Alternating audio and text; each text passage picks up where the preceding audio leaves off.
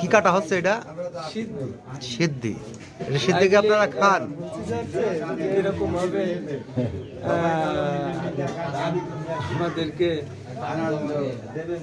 Video করছি, হ্যাঁ করা যাবে না? ভিডিও করা যাবে না? কেন করা যাবে না? সবাই আপনার একজন সাংবাদিক কেন ভিডিও করতে পারবে না?